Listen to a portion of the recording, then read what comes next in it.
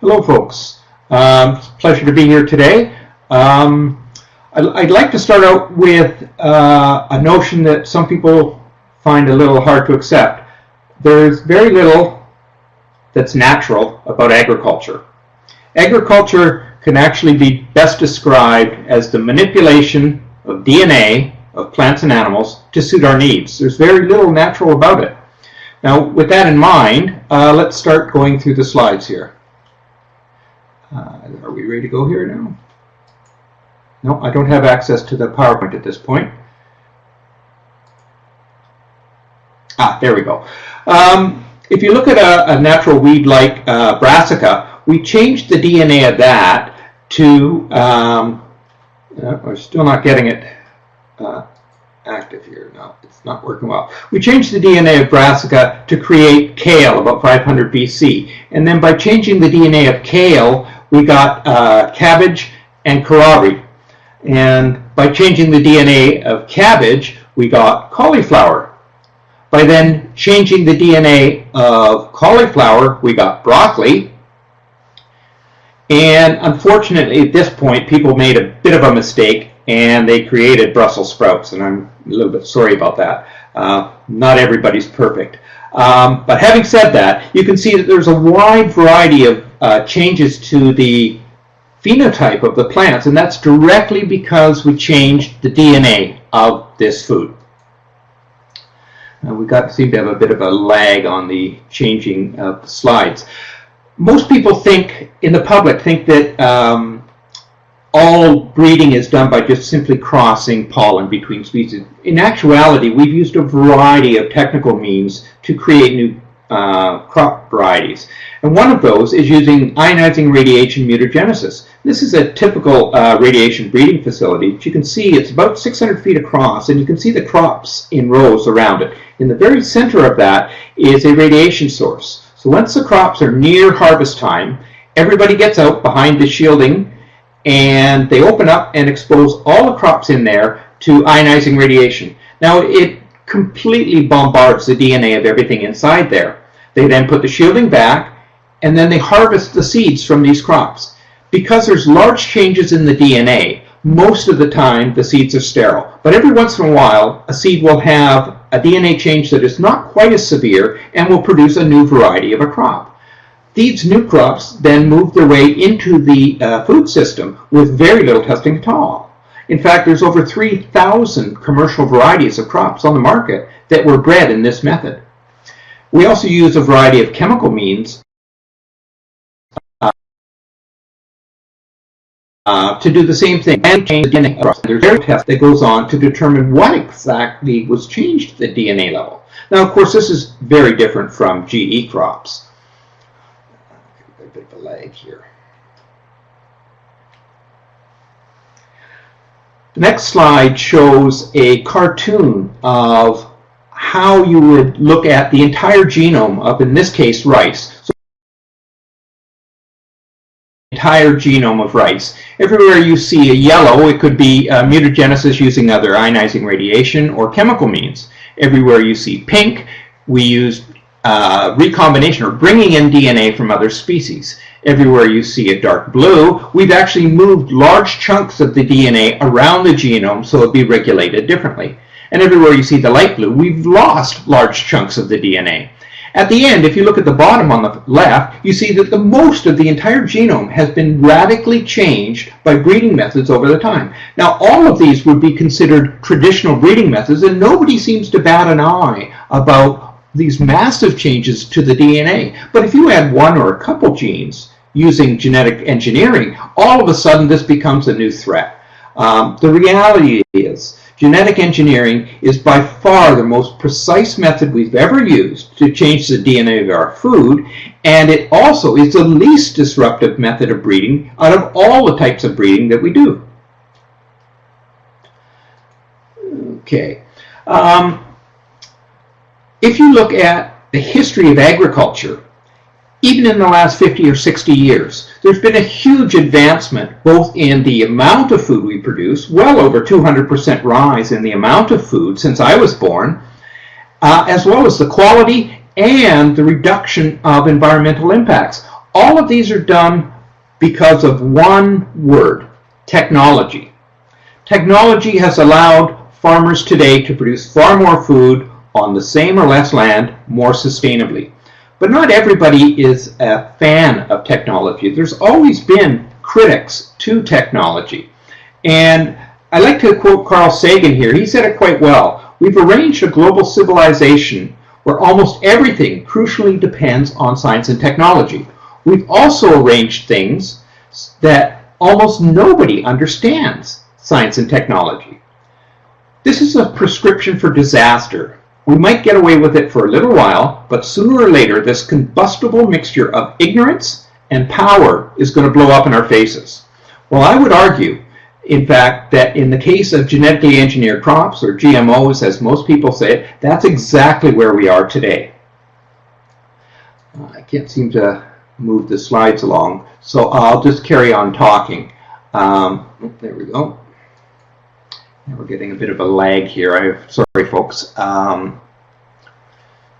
What is clear from a scientific point of view is that the evidence shows there is no unique hazards from genetic engineering or the production of GMOs. Way back in 1987, the National Academy of Science in the United States said exactly this, that there is no evidence of unique hazards from recombinant DNA technology. And if you jump ahead 25 years and look at thousands and thousands of other research projects, they come to the exact same conclusion. So now I'd like to change gears a little bit and talk about how exactly we do make a GMO product. It relies on, or most of the methods rely on, a natural bacterium that will move DNA around in nature. It's called Agrobacterium tumefaciens, and you can see the little cartoon of the bacteria down there just to the right of the left plant. It has a piece of circular DNA known as a plasmid. And that plasmid DNA is injected by the bacteria into the plant cells. In nature, it causes crown galls to form where the bacteria can then colonize that structure. But we have used science to remove the gall production gene and insert the gene of our choice. This allows us to insert any gene that will confer a specific trait into the crop plants that we're hoping to generate. This gives us tremendous power to specifically change the traits of a plant with a specific gene. Yeah, these slides are quite slow, so we'll try and move on here.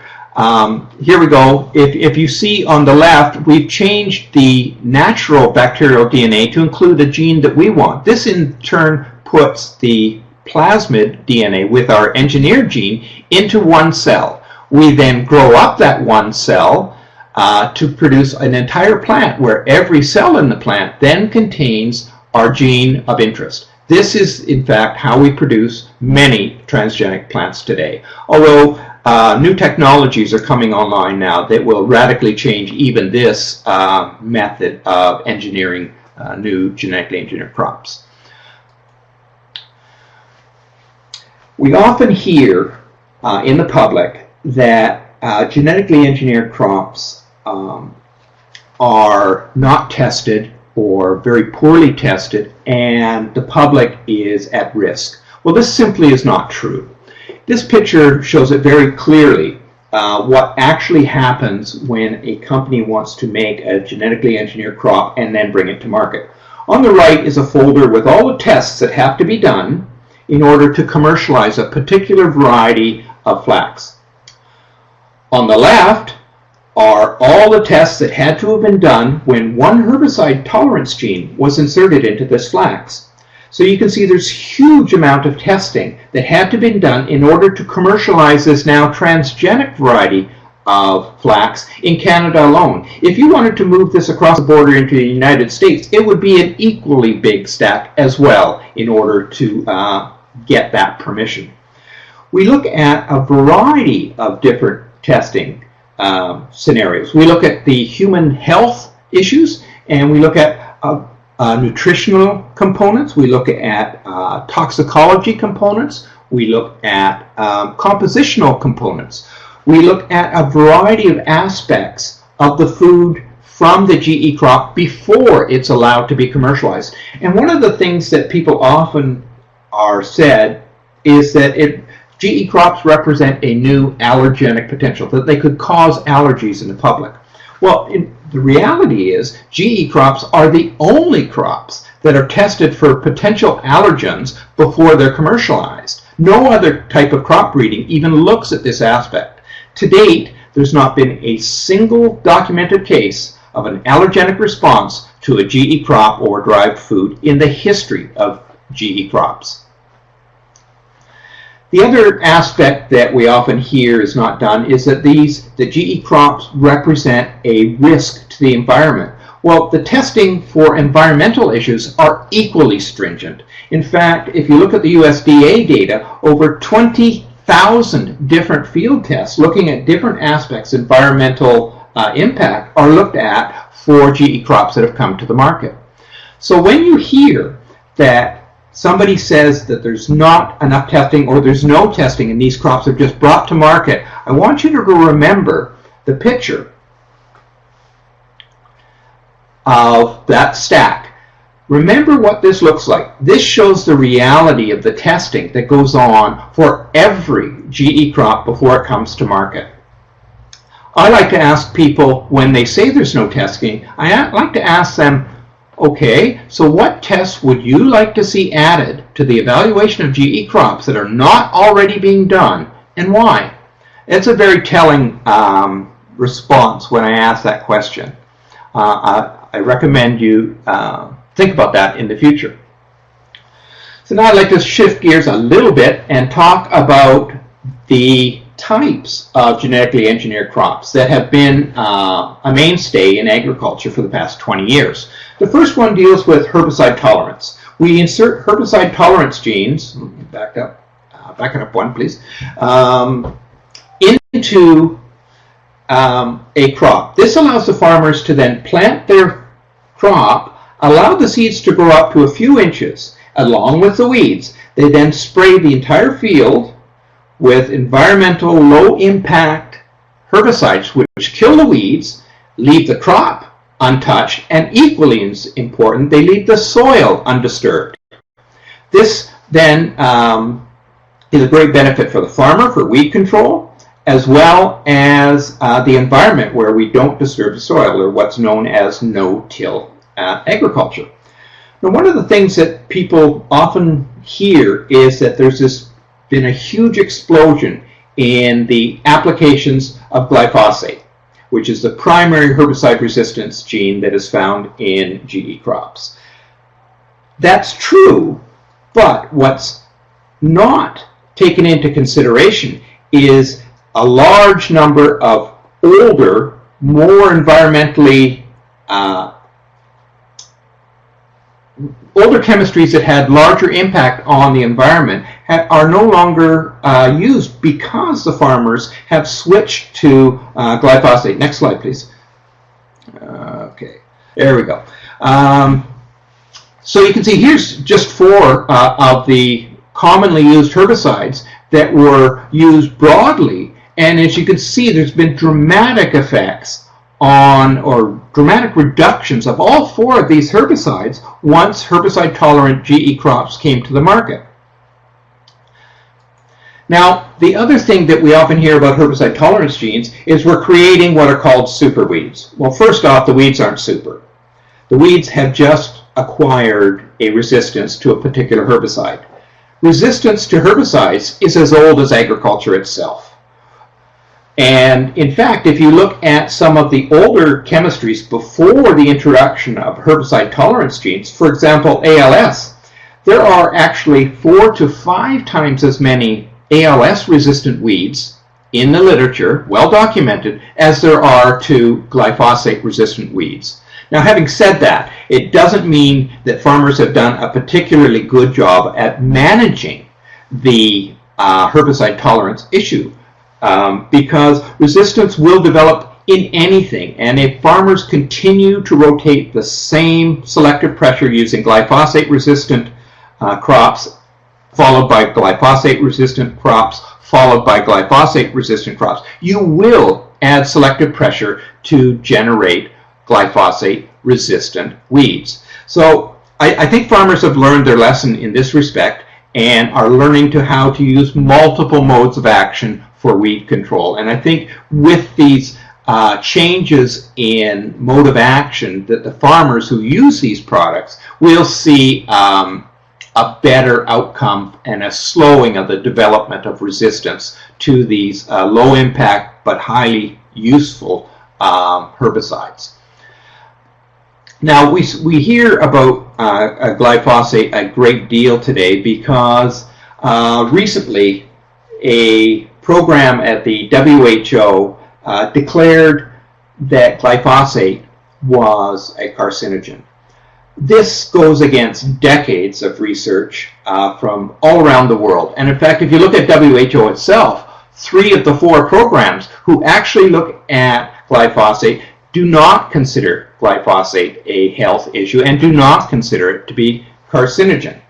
The IARC, which did come up with this determination this year, has an interesting way of doing science. First off, they don't talk about risk. All they're talking about is hazard. Risk is actually hazard times the exposure. So, for example, I live here on Vancouver Island. There is a hazard of me being attacked by a grizzly bear if I go out into the woods. But the reality is grizzly bears rarely swim over to Vancouver Island, and when they do, they stay on the north part of the island. So the risk might be, the hazard exists that I could be attacked by a grizzly bear, but the exposure is so small that the hazard times the exposure that equals very little risk. And most people, and including IARC, do a very poor job of distinguishing between a hazard and a risk. Risk involves the hazard times the exposure. What's different here is if you look at Health Canada or other regulatory agencies around the world, they actually do look at the risks. So the hazards times the exposure in order to come up with the risks. And I recommend people go to this reevaluation of glyphosate, which just happened this year, and you can see a lot of what Health Canada says about glyphosate. What they clearly say is acute and chronic dietary risks are not a concern. They also, for each one of the categories, and you look at quite a few different categories, they continually come back with saying this is not a concern. That's what Health Canada says. If you want to go to Europe, you can see the same type of evaluation done by the German Federal Toxicology Agency. They also looked at this and came up with the same determination that glyphosate does not represent a carcinogen, it is not mutagenic, it is not toxic to fetus or an embryo. And they looked at over 900 publications. This is quite different from IARC, which looked at about 40. And an interesting thing about IARC is they cited a particular researcher who is best described as an anti-GMO researcher. They cited him 7 times.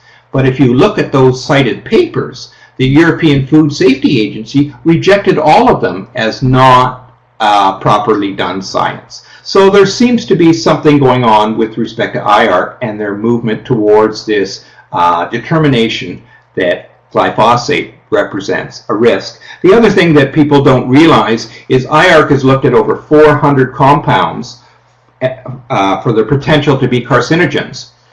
399 of them were classified at some level of being a carcinogen. Only 1 ever has been listed as not a carcinogen. So clearly they have a particular focus that may not balance compared to how other health, food, and environmental safety agencies around the world look at this product. So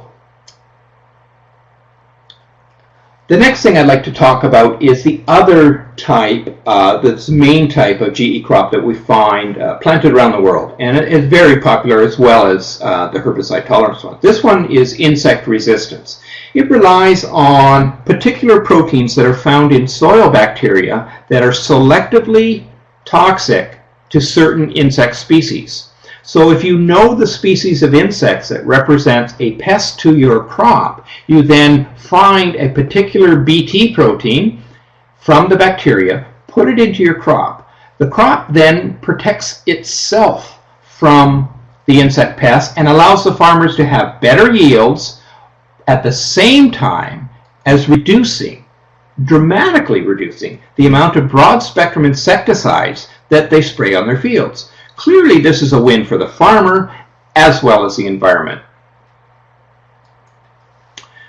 If we look at yields, in this graph shows quite clearly that in North America, and although this is US data, it's mirrored in Canada as well, we see from the introduction of genetically engineered crops in the mid-90s, the US yields have continued to rise, and they continue to rise today, whereas Europe, which has rejected this technology, has had pretty stagnant levels of yields over the past 20 years.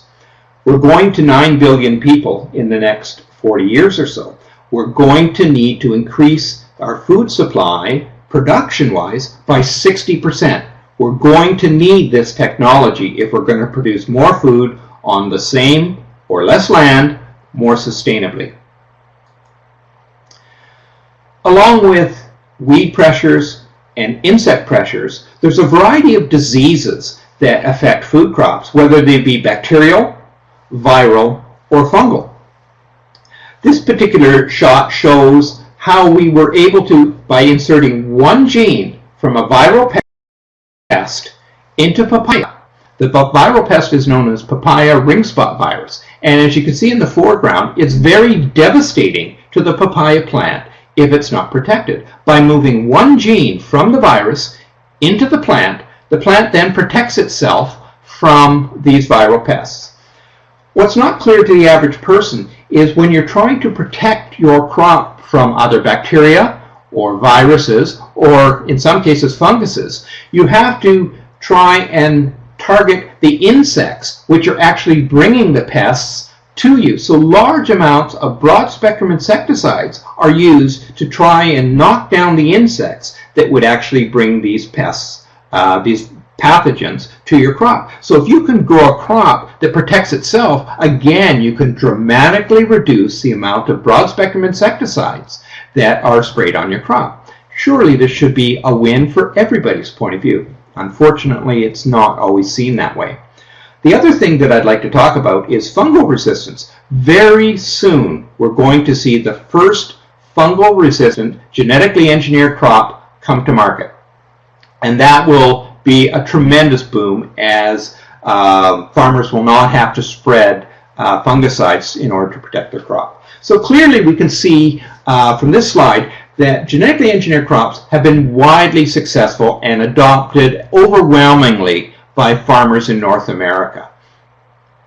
Over 80% and sometimes 90%. If we look at a global scale, we see about a 20% rise in yields, a 37% drop in pesticide use, and a 68% rise in the amount of money that the farmers get. Now this graph is a little bit skewed in that it looks on a global scale, and 17 of the 18 million farmers in the world that grow GE crops are actually in the developing world. So it's very popular there, and the benefits have been tremendous for farmers who've adopted this technology in the developing world.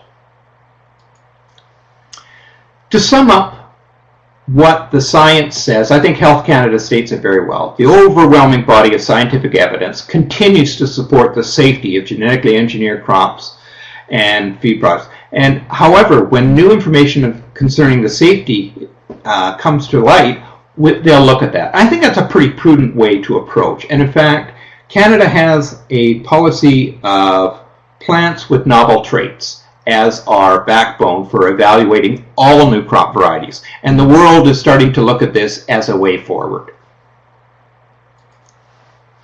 I recommend you bookmark these two, and they really outline the 20-year history of genetically engineered crops, both from North America and from a European point of view. They're excellent resources, and both of them could be downloaded for free off the internet. We often hear that organic agriculture is threatened by GE crops. First off, organic agriculture is very small in Canada, and in reality, farmers often grow some fields of organic and other fields with conventional or GE crops. In the 20 years that these two types of agriculture have existed, they've coexisted very well. It is actually the organic activists, not the farmers, who are pushing this meme that organic agriculture is actually threatened by GE crops. In North America, there's never been a single organic certification canceled because of adventitious presence of a GE crop. It simply has not happened. It's a myth that is put forward to try and push this idea that organic agriculture is actually threatened. It is not. They coexist quite well. One of the problems we do have with organic agriculture, unfortunately, is a yield drag. On average, we're looking at about a 30% yield drag for organic compared to conventional agriculture. And we simply don't have the luxury anymore of looking at just organic as an option, because we will need to feed more people on less land. Now I'd like to shift gears and talk why I'm really here today. Conventional agriculture is definitely in the crosshairs of what I like to call the anti-GMO industry. It's a combination of advocacy groups from a variety of different areas. And if you see right in the middle there is conventional agriculture. What's happened is these groups have compiled over $2.5 billion each year to try and make the public afraid of conventional agriculture products and GE crops in particular. $2.5 billion buys a lot of influence. They are very good at generating fear stories that relies on the public's ignorance about primary food production in order to generate bad feelings. They have a game plan that is very well laid out. They love to cast doubt on the science, and often they'll have activist scientists produce less than quality science that claims that certain aspects of GE crops are unsafe, and certainly serolini fits into this category. They love to question the integrity of scientists. I am accused of being a shill for the biotech industry daily. They love to exaggerate real harm.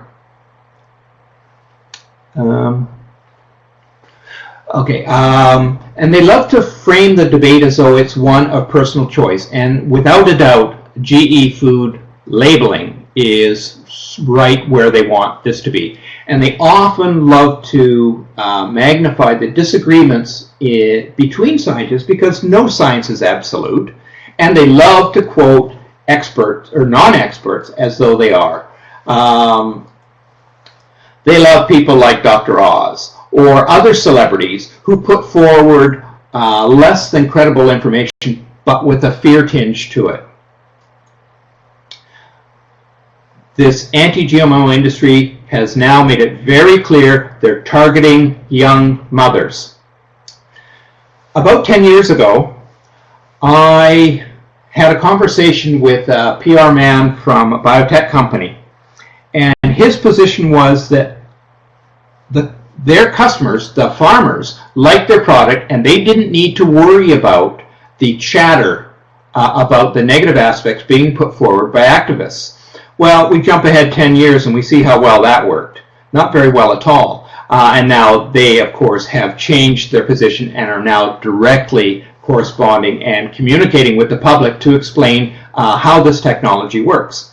So they clearly got run over by the fear bus. My question to you is, what are you going to do about it? Because you are now directly in front of this fear bus. It's coming directly at conventional agriculture.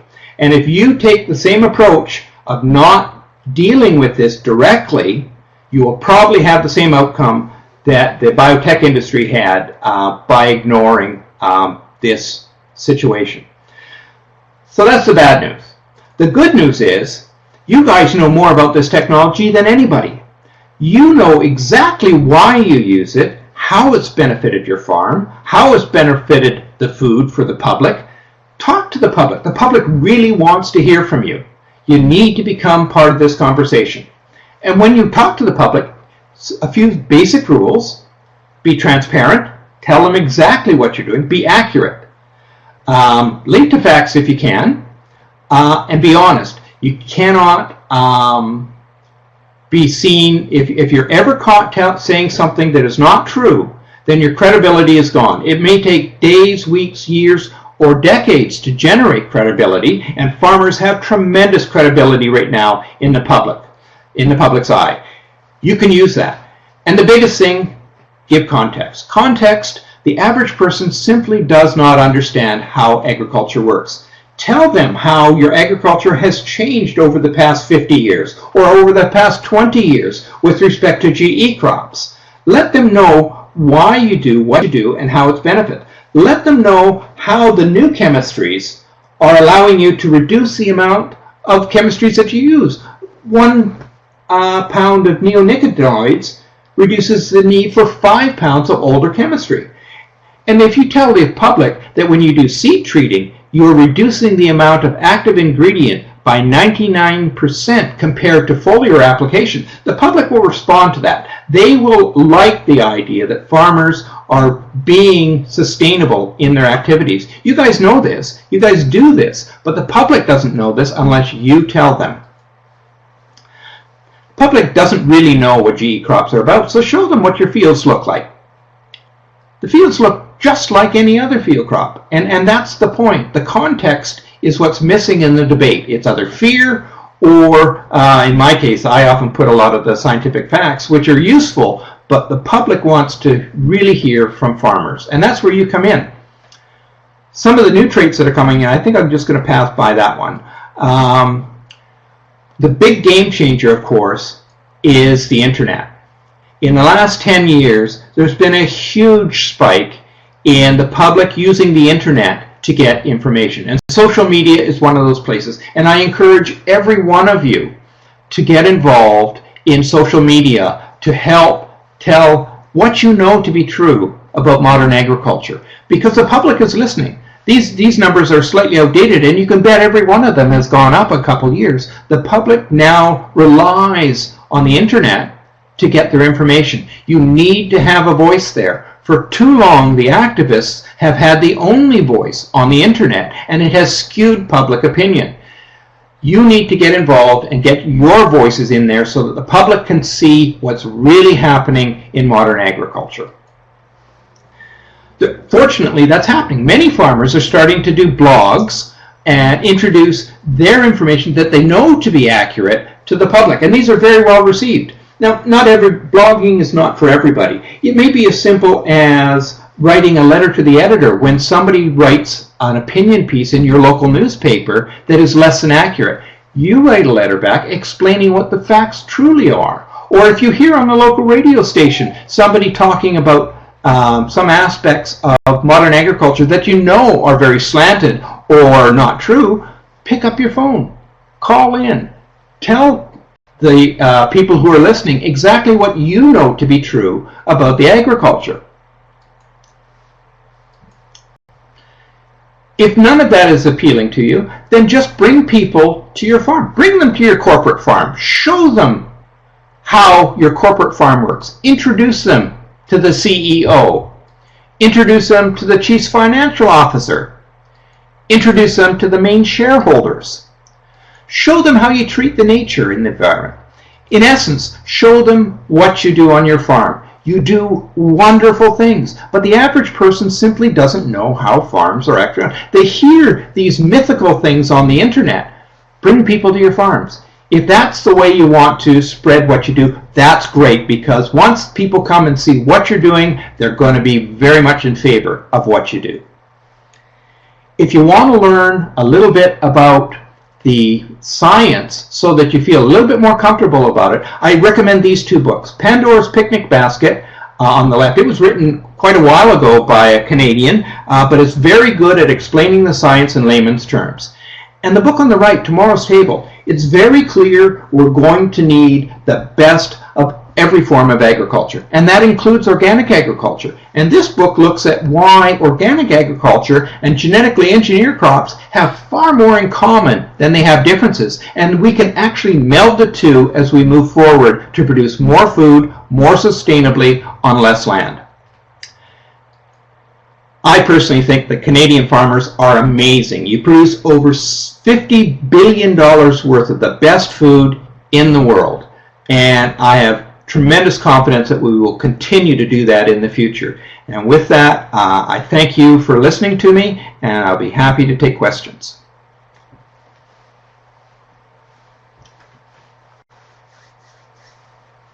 Thanks. Thanks very much, Robert. Yeah, definitely a hot topic, and we do have a few questions lining up here. I'm with you on Brussels sprouts, however, so we'll begin with that. We talk a lot around here at Farm Management Canada about social license and voice of farmers, and is the trust factor going down? So your glad you made voice that. just disappeared. There you go. It's cutting in and out.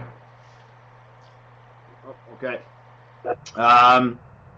So yeah, and it's even funnier because we produced. You spoke a little bit about agritourism, essentially bring people to your farm and have them basically just take them around and show them how things might run.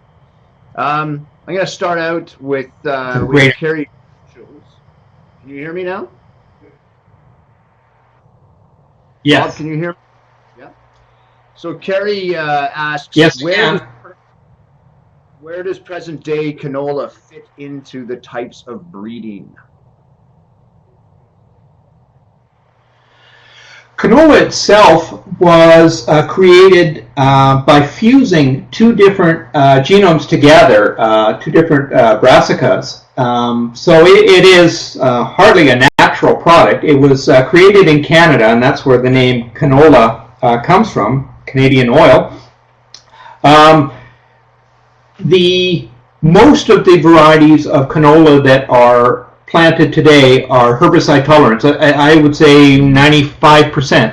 Of that, though, only about 75 to 78% are actually genetically engineered herbicide tolerant crops. The other 20% are actually from chemical mutagenesis, a traditional method of breeding that generated the same trait, or herbicide tolerance. But overall, at least 95% of the canola planted in Canada is herbicide tolerant.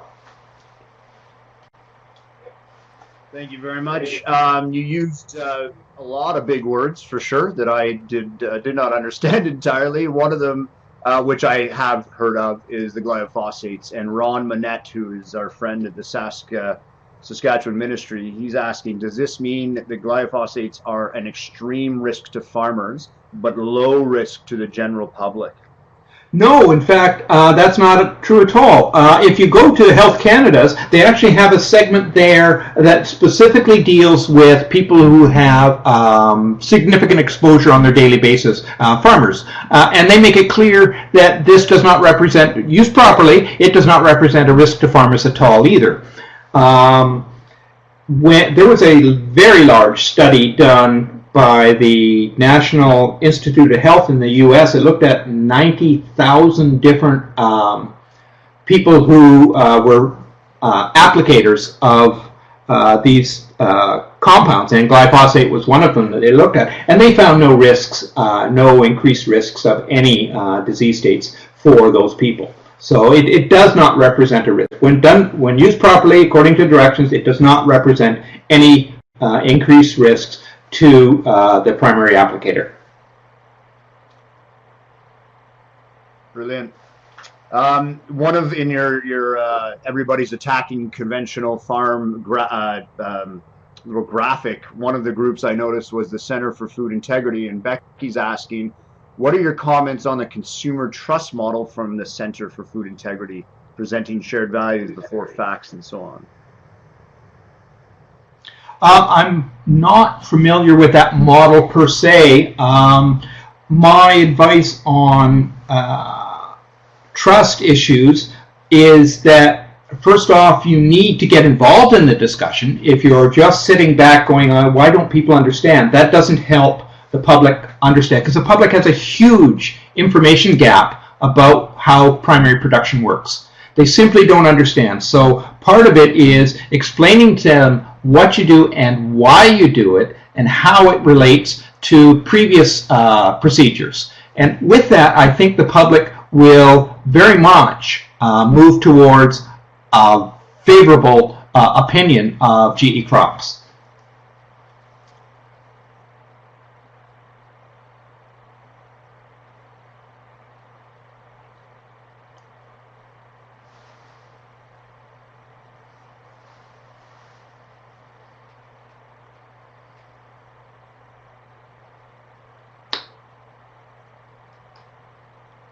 Do we have the next question?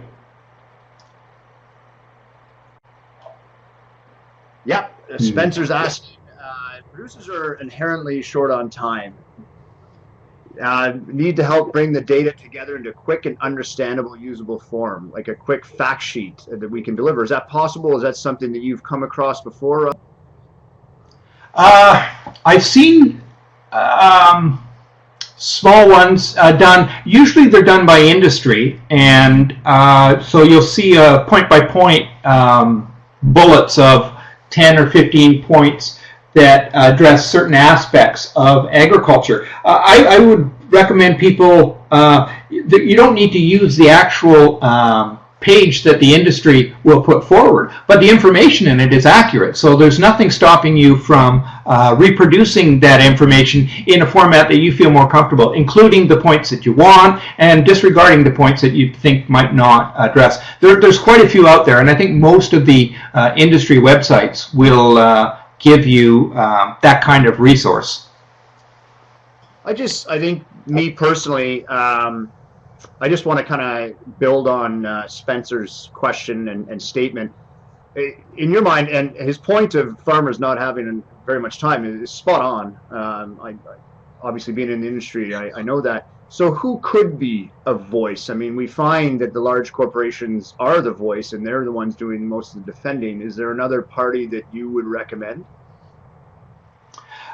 There's quite a few parties out there, but as with most things, when you have a financial interest in it, and certainly the industry has a financial interest in the continuation of this technology, the farmers do as well, they benefited tremendously for it, you're going to find that most of the information comes from what would be considered biased, and it certainly is biased, but it comes from people who actually know the science. So there are a few scientists out there who myself, I don't take money from the industry, and my website at the bottom there, robertwager.com, has a variety of links to reputable science around the world, as well as links to some of the industry sites.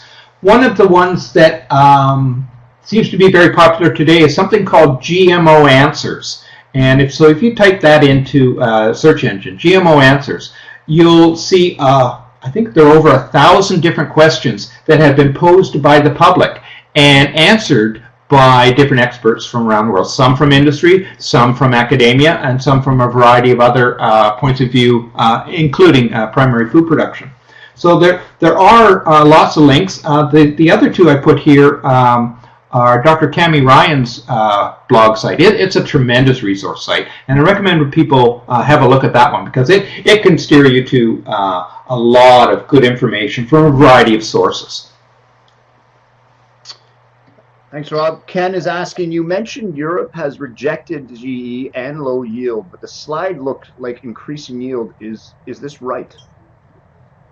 They have some increased yield, but it's nowhere near. What we're seeing is that the yield differences between Europe and North America continue to expand. And considering that it's not all about GE. Europe is in a situation now where there's a very strong political push to eliminate many of the inputs that help modern farmers produce more food. And taken to its extreme, Some people feel that Europe may lose 80 or 90% of its fungicides that it presently uses because they'll be regulated out of existence. Policies in Europe are often created by, certainly not by the farmers, the primary producers. They're made often by political lobby groups that have agendas that are not specifically about improvement to the environment or improvement in food supplies. And they're suffering a bit.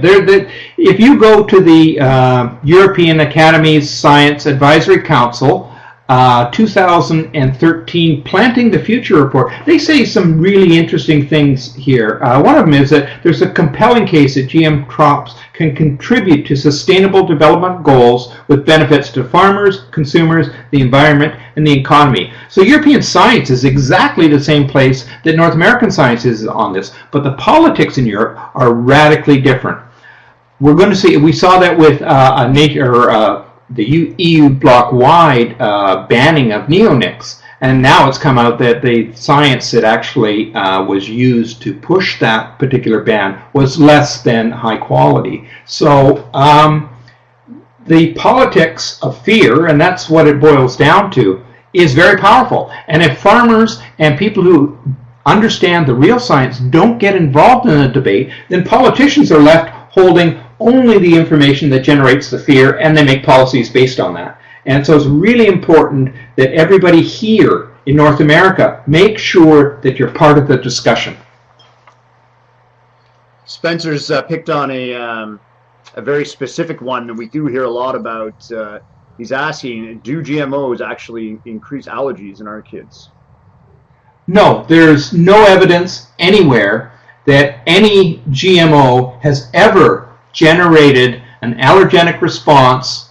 Any commercial GMO has ever created an allergenic response in any person. The only case that actually did happen is about 10 years ago, people wanted to increase the particular amino acid concentration in soybean. So they took a gene from Brazil nut that had higher levels of that particular amino acid. They moved that gene into soy. But during the early testing that happens for all GE crops, it was determined that they had actually transferred the allergenic potential of Brazil nuts into the soy product. So that product never came anywhere near the market. It was completely dropped at that point. It was an interesting scientific study, and it showed you could generate an allergenic response by moving an individual protein, but it never came near the market. And no allergenic response has ever been recorded against any commercialized GE crop in the history of GE crops. Interesting. Gary is asking, and I won't take offense because I do live in a city, but I have a country heart. How do you deal with mostly city people who will absolutely not listen to what we, I guess the farmers, have to say? Well, the interesting thing about the internet is, although you're often talking or communicating with one person, there's a lot of people watching in the background. And so it's really important that when you do that, you first be polite. You never insult anybody. And sometimes that's hard, I must admit, because the other side of this discussion often can be nasty at times. But never insult, and present good information. That what are known as the lurkers, and there are many of them, sit back and watch the discussion. So it's not always, when I'm discussing on the forums with what would be best described as critics of the technology, I'm not actually speaking to them. I'm taking their questions and addressing them so that people who have interest and are not closed-minded about it can actually learn about the science. So it's excuse me, I think that it's really important when you go on the internet to discuss things. One, again, I can't emphasize this too much. Be polite, do not insult, and try and present information. And even though it may seem that the person you're communicating with is a brick wall and refuses to accept your information, many people watching do see that information and will consider it. And Gary, I did not take offense. In fact, in another life, I run a little farmer's market here in Ottawa, and I do feel the pain as the people that shop, the patrons of the market. Some of them just don't understand where the food is coming from, how it's produced. So anyway, what we're talking about here. Pierre's asking, are we trying to force products on the market against the consumers? Why not label products and let the consumers decide? Labeling is a really interesting issue, and we could have done the whole webinar and 2 or 3 more on just that one issue. So it's hard to encapsulate the broader discussion in a minute, but I'll do my best here. We label food in North America based on what is actually in the food. So the ingredients in the food. We label for nutritional content and for health and safety issues when allergens are included. GE is not an ingredient. Genetically engineered is a breeding method. We don't label for breeding methods. If you were to isolate, and you can do this, isolate sugar from a GE sugar beet and then isolate sugar from a non-GE sugar beet. They're identical. The sugar is completely identical. Same for oils, which are the vast majority of food ingredients that we actually do consume from GE crops. They're identical regardless of whether they're from GE or non-GE. So putting a specific label saying one breeding method was used on something when there's no difference in the food is a misleading label. The other aspect about this is in order to do that, food labels must be accurate. So in order to do that labeling and ensure that it's accurate, we would have to basically double the food distribution infrastructure from the farm to the fork. That comes with a tremendous cost. If you ask the average consumer, are you willing to pay 10% more for your food in order to have GE food labels, I'm sure you get a very different response from the alleged 90% of consumer support for such labeling. Thanks, Rob. We have a question from La Belle Province en français, but it has been translated. What do you think of provincial governments offering scientific, financial, socio-ethical information about GMOs to the public? Did you get that? Could you say it one more time?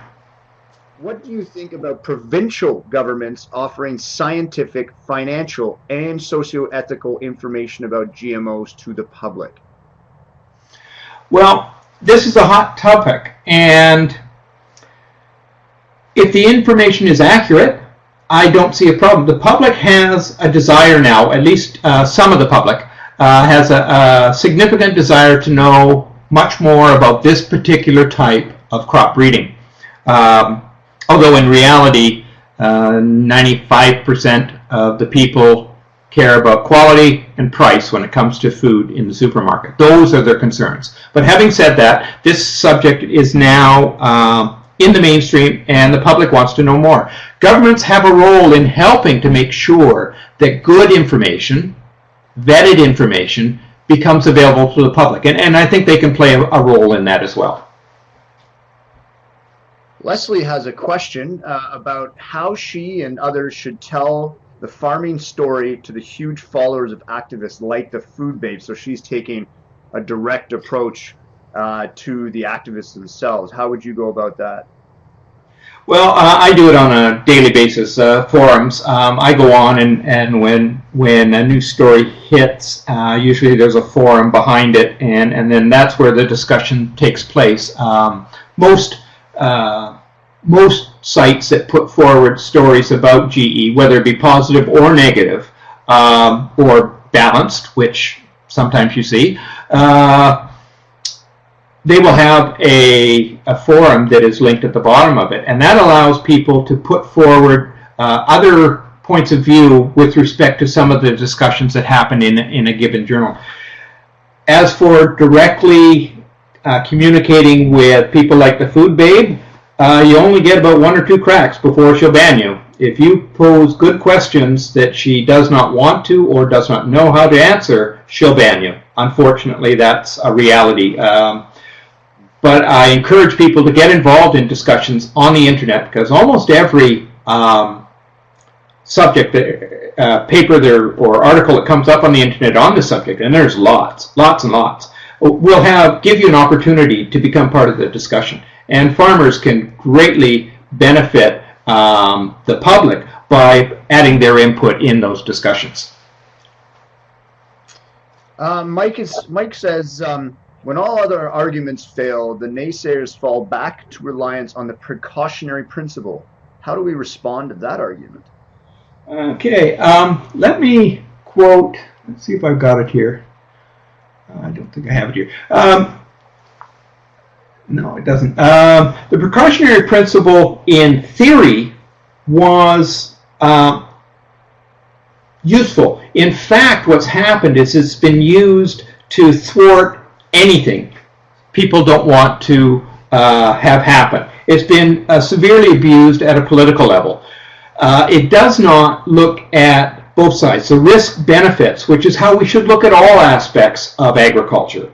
There are impacts for every kind of agriculture. There's no such thing as impact-free agriculture. But what we have to balance is the yields versus the impacts. If we can get higher yields and lower the impacts, that's a good thing. So that's the risk benefit that you look at. Precautionary principle only looks at the risks. It never looks at the benefits of particular technology. And in case of GE technology, it never looks at the benefits that we are clearly documented at an environmental level by using this technology.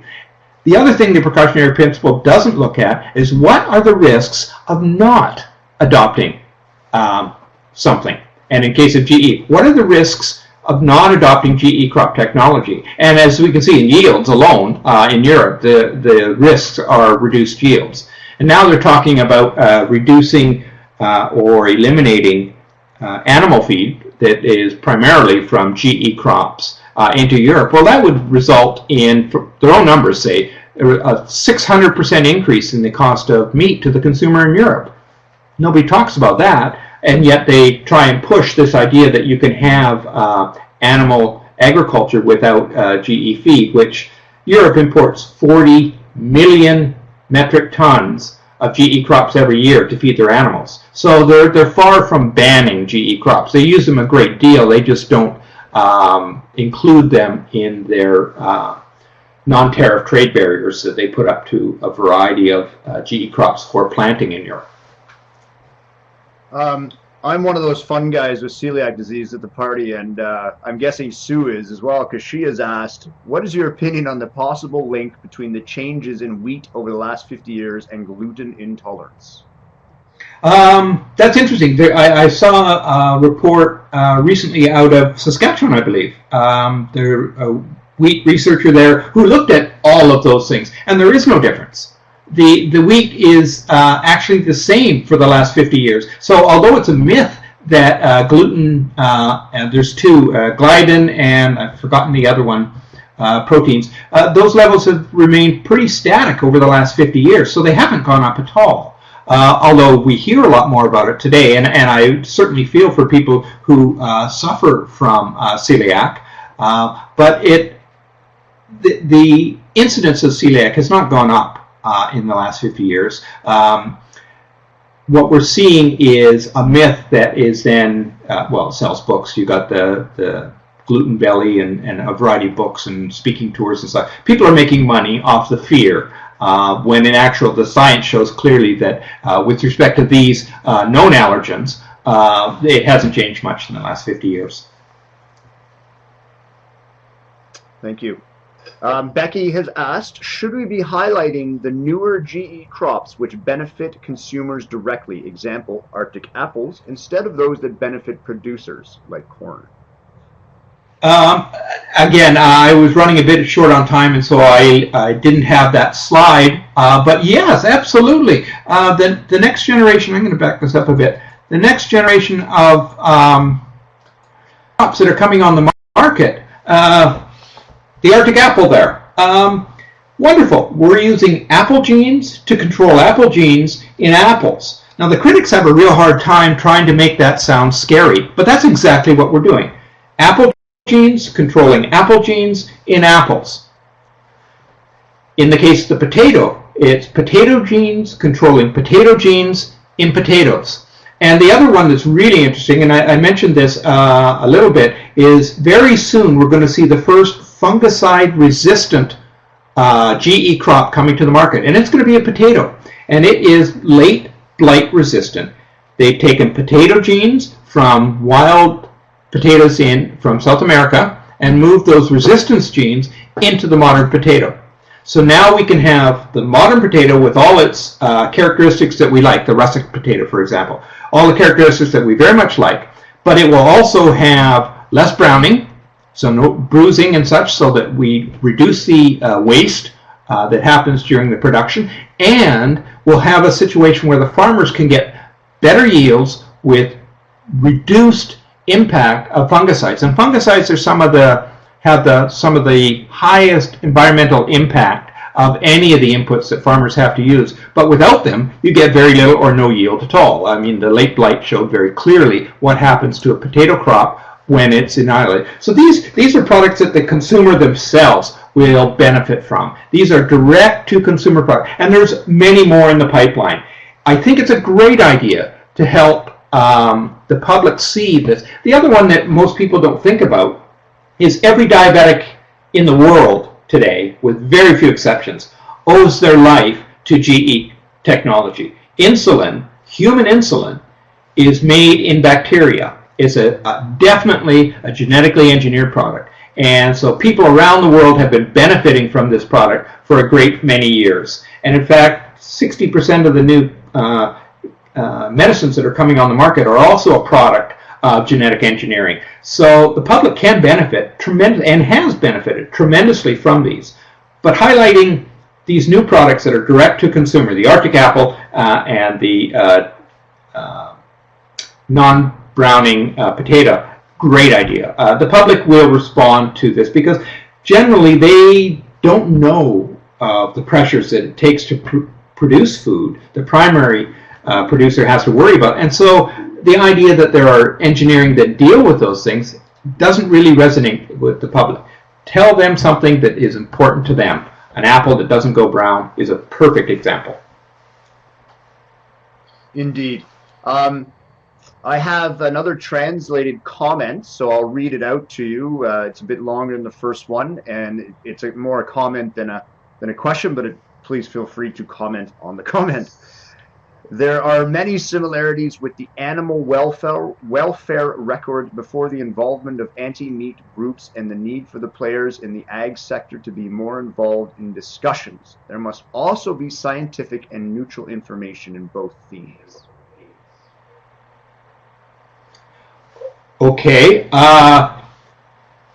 I guess I agree with you that the game plan seems to mirror what we're seeing today with respect to GMOs, or genetically engineered crops, as I like to refer to them. The difficulty becomes when you produce and disseminate the science, which overwhelmingly supports the continued use of these technologies. Certain people will always view that as being biased and reject it because it doesn't fit with their philosophy of how the world should work. So you're stuck in a bit of a conundrum where you're asked for good information, you give them good information, and they reject it. Unfortunately, some people will always do that. But again, you're in a situation where there's lots of people watching, and they will notice what information you put forward and then incorporate it into their way of thinking. Andrian, or Andrian perhaps, I apologize if I've mispronounced your name. We see with anti-vaxxers that providing information alone might not be enough. Any comments on that? Absolutely. I think that just the information alone is not enough. And that's why I encourage farmers to get involved, and marketers and everybody in the entire food distribution system to get involved in the discussion. It's not just the facts. It's the context. And I keep coming back to this because I think it's really important. The average person simply doesn't understand how food is produced in the first place. 40% of the public think that only GE crops have DNA. Now that's the reality of where the public is with respect to this information. So understanding that is really important, that the context of what you do and why you do it and how it relates to previous methods of growing food is equally as important as the details of what it is that is the GE crops. Becky would like everyone to know that Ag in the Classroom brings balanced info to young consumers.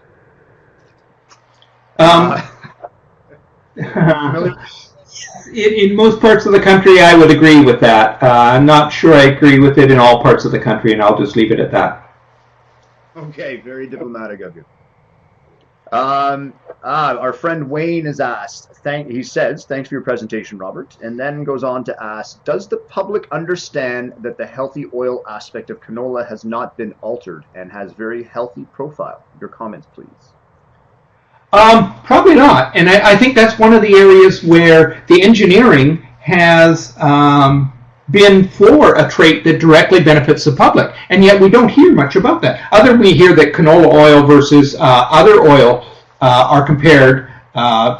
People might say that canola oil is healthier or whatever, but some of the engineering that we do for omega-3 oils, elevating those levels, those kind of things are not being talked about, and I think that the public would be quite receptive to this.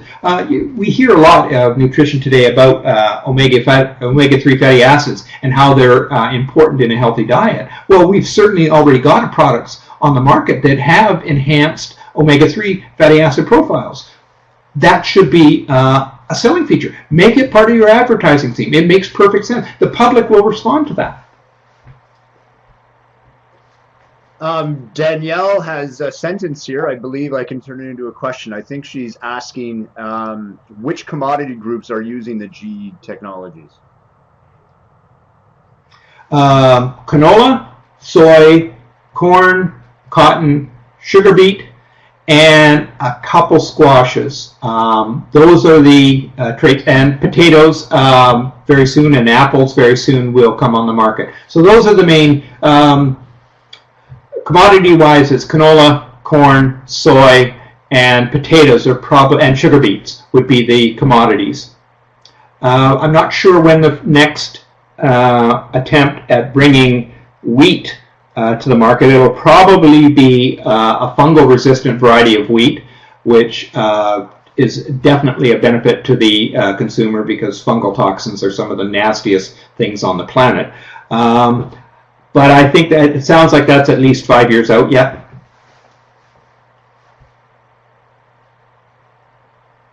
Very, I was going to ask this, but I figure I should have known. I'm glad she's asked it. You have been using the term genetically engineered instead of genetically modified. What is the difference?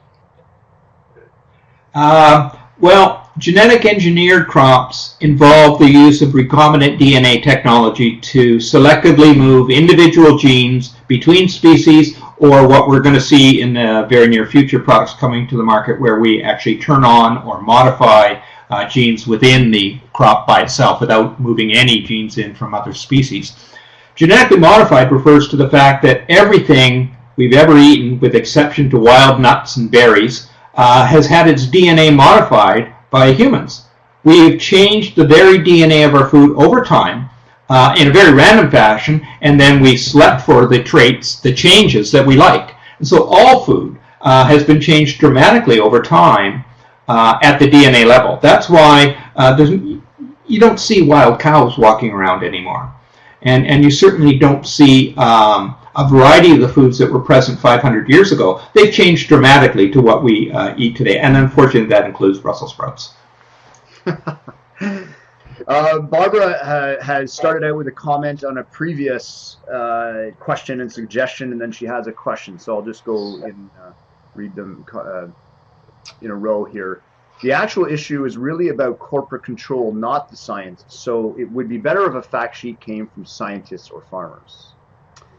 And then her question is, activists disguise the anti-corporate angle with science arguments that confuse the public. How do we deal with that reality? That's very true. They conflate the two ideas. There's very strong anti-corporate sentiments within certain segments of society, the activist society in particular. But what most people don't realize is that this technology is global. The biggest players in the coming decades won't be companies. They won't be corporations. They'll be countries. China has over 1,000 different GE crops ready to go to field trials. India is right behind them. Brazil now commercializes GE crops faster than the United States. This technology is global. It will be used around the world by countries, not just corporations. So the idea that corporations were the first ones on is very true. And I believe that one of the corporations has been examined several times by antitrust laws to see whether they had too much stake in it. And in every time that they were evaluated, it was determined that they didn't have too much. So yes, corporations play a big role, but part of that is because the regulatory costs are so high to bring a GE crop to market that very few public-funded and public-generated GE crops can afford to get through those regulatory hurdles. We definitely need a rework of the regulatory system to allow for more publicly funded GE crops to come to market. Jennifer's looked, she's asking about the future, which is very relevant. How would you suggest responding to members of the public who oppose GE crops because they believe there is a lack of research on the long-term effects on human health? The research on that is equally as compelling as the research on other aspects. We've got over 30 long-term, multi-generational studies that also look at the safety, and the science is exactly the same there. There is no unique risks for GE crops consumption compared to crops from other breeding methods. The science is overwhelmingly clear on that. We've been looking at that for 30 years, and the research says the exact same thing. So that's what the science says. We've been looking, and we can't find any unique risks for long term. Barbara has echoed your recommendation of tomorrow's table. Leslie, Leslie is echoing your. You were talking about the food babe banning people, and she has asked, should we even try to share our story on blogs and pages such as this? Oh, sure. I do all the time. Absolutely.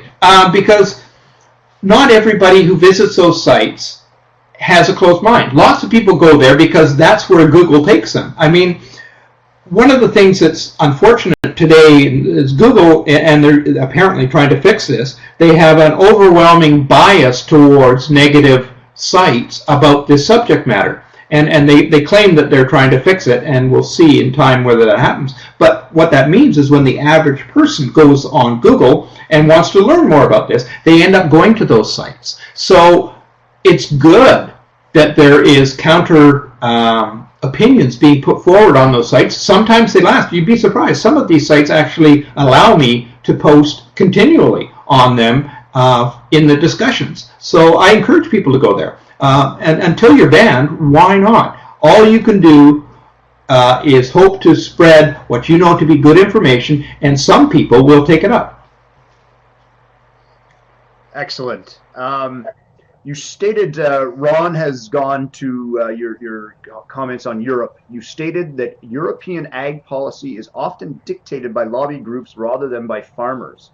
Do you see this happening in Canada? And he points to the neonicotinoids in Ontario as an example. Yeah, very good. And out here in BC, we had the Union of BC Municipalities voted to lobby the provincial government to ban all GE crops in the province. So it's not unique to one place. If farmers and people who understand this science don't get involved, the politicians are left with only one choice: to react to that loud minority that is presenting what is we know to be false information, but it generates fear.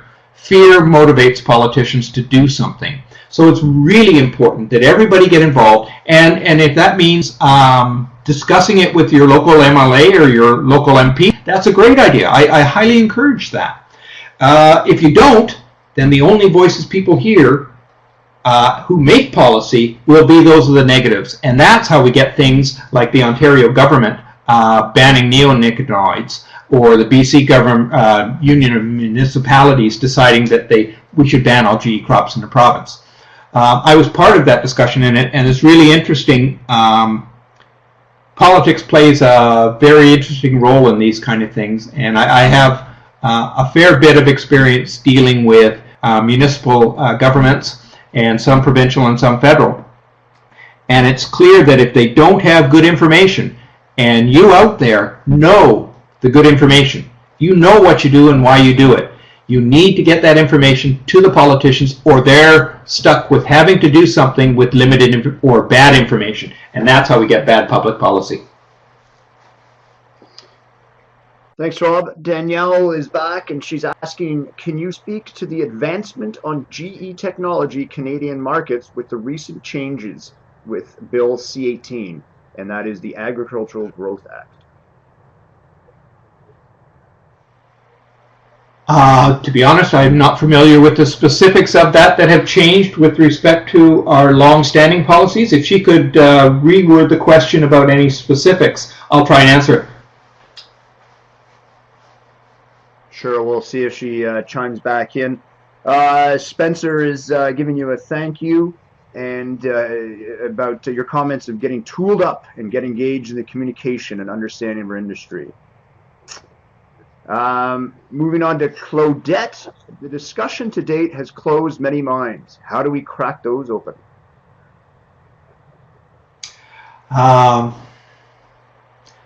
Giving sincere, honest, heartfelt answers to some of the questions people have. Again, sometimes closed minds, they're not going to resonate with them. They simply reject it for a variety of reasons.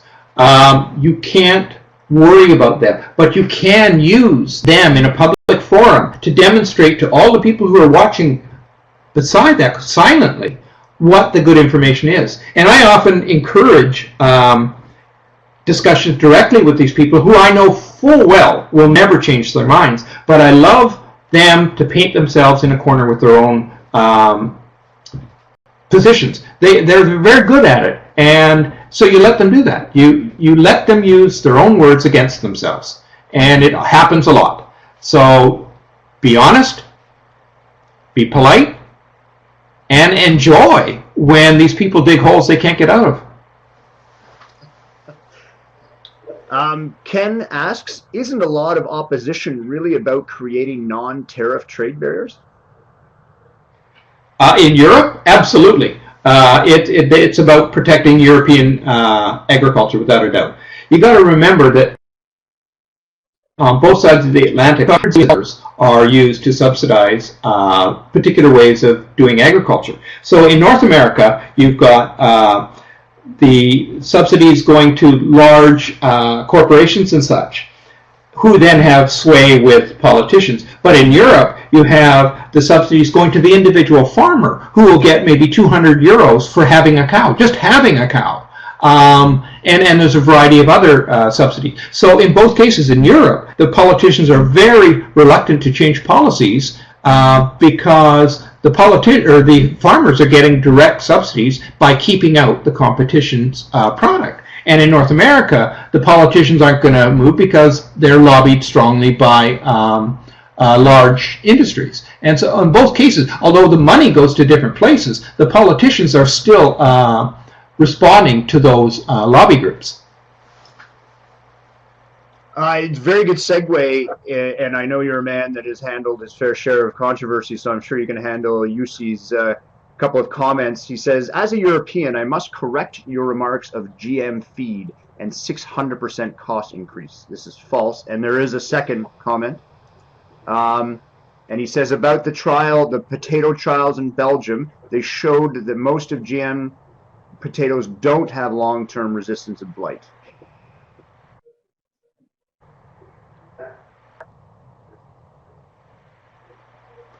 Well, it depends. First off, it was the BICO report. Yeah, first off, the BICO report was a European document that said exactly, that's where I got that number from. I didn't pull it out of my hat. 600% would be the cost of trying to acquire completely non-GMO feed for their animal industry. I didn't make up that number. That was their determination. The BICO report, I think it's probably about 8 or 10 years old now when they looked at it back then, and I see no reason why it would be any different, the numbers today. In fact, it might even be more because the supply of non-GMO soy in particular has been reduced compared to those who have adopted GE crop technology.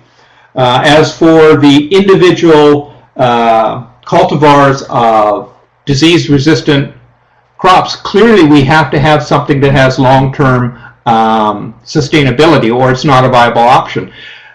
That's how research works. You develop something and then you test it to see if it has long-term resistance. The case in North America, the Simplot version, clearly has the long-term resistance in their constructs, and those are working their way through the regulatory system. Other ones may or may not. The research in the UK is actually pretty good, my understanding. But each one has to be looked at on an individual basis as to its long-term stability for the traits that you're trying to engineer. So listen, Rob, you've been excellent. I'm gonna give you one more question. Spencer has delved into a pretty unique angle on this, and this will be our last question. Spencer's asking, he says, we get challenged by our urban cousins that GMO foods are less nutritious and less tasty. How do we answer this?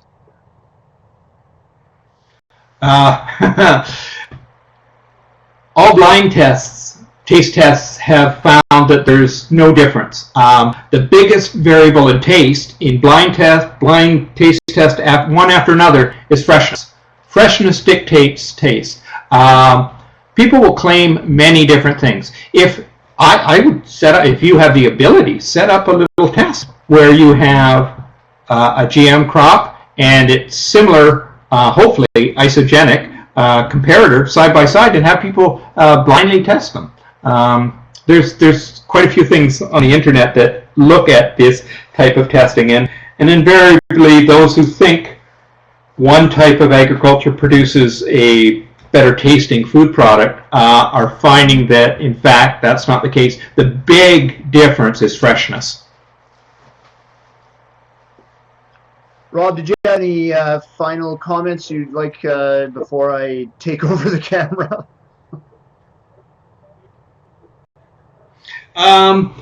No, I don't think so. Other than that, I keep harping at it, but the reality is this discussion is not going to go away. And if people who are involved in food production want to see reasonable public policies, then they have to become part of the discussion. If they don't, then we'll get exactly what we've seen from the last 10 years, where the activists with other agendas are dictating public policy, or at least influencing strongly public policies which are not favorable to those who do primary food production. So please get involved, whether it's just giving tours to your farms, or writing letters to the editor, or calling into local radio stations, or setting up blogs, or all of the above. It's all very welcome. Farmers have tremendous respect by the public, and the public needs to know what farmers know. Thank you very much for listening, folks.